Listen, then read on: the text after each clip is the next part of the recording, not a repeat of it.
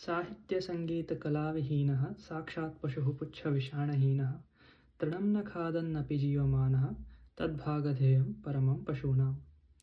Dear viewers, this Subhashita describes the importance of music, literature and art in a person's life. It says, Sahitya Sangeeta Kalavihinah, those people who are disinterested in literature, music and arts are actually animals without tails or horns. Sakshat Pashuhu Puchha Vishanahinaha. Trinam na khadannapi jivamanaha. The fact that these people do not sustain on the grass that is found on the ground is actually a sweet bit of news for the actual animals out there. Tadbhagadheyam paramam pashunam. As you might have guessed, today I'm going to speak about literature, and in particular one of my favorite Western authors' literature. His name was Fernando Pessoa, who was a Portuguese author, writer, copyright, one of those people who had a multifaceted personality. Well, that would be an understatement. So this guy, his name, Fernando Pessoa, was, in his opinion, an orthonym.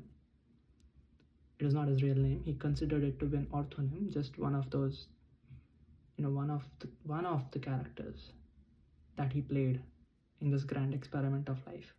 In fact, during his time, he created at least 75 different characters which had completely separate intellectual lives, interactions, educational background, aesthetics, political views, personal religious beliefs, etc.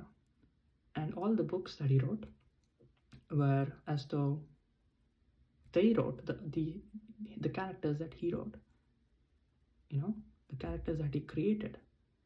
It was as though they wrote these books. And this is not a pseudonym. You might be familiar with a pseudonym.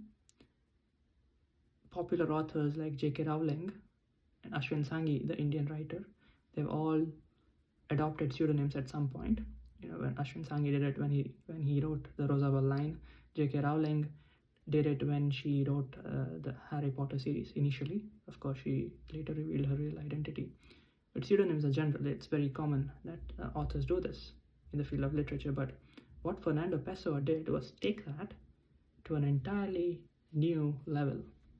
In fact, today, his literature is considered to be one of those things which define the parameters of Western literature in general. One other interesting fact about Fernando Pessoa is that he became famous after his death.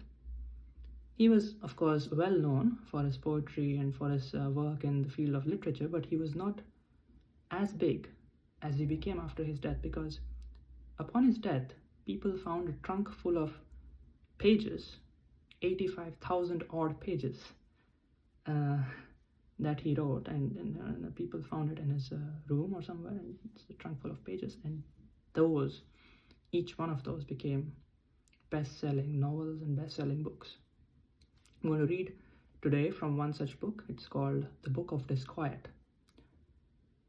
And this, again, is written as though a bookkeeper in a small library somewhere in Europe is writing. In fact, the book is called The Book of Disquiet, a factless autobiography. That's what it's called. And even though the title is not very welcoming, it's not very warm, it is a literary gem. And it has made a lasting impact on me personally.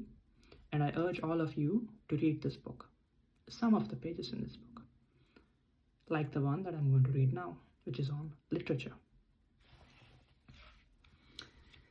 Literature, which is art married to thought and realization untainted by reality, seems to me the end towards which all human effort would have to strive if it were truly human and not just a welling up of our animal self.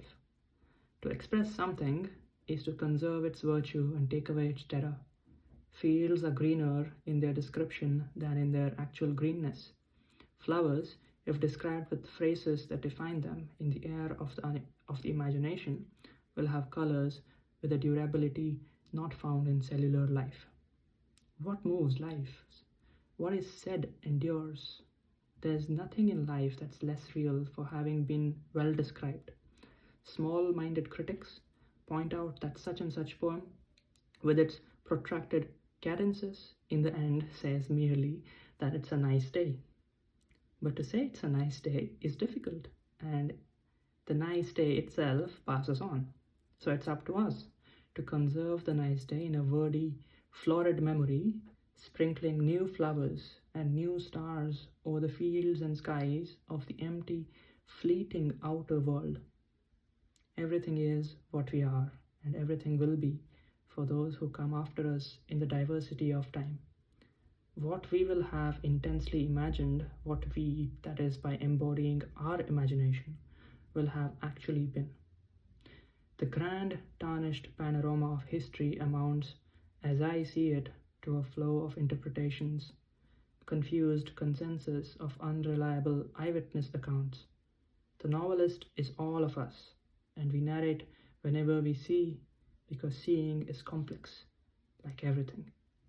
Right now, I have so many fundamental thoughts, so many truly metaphysical things to say that I suddenly feel tired, and I have decided to write no more, think no more.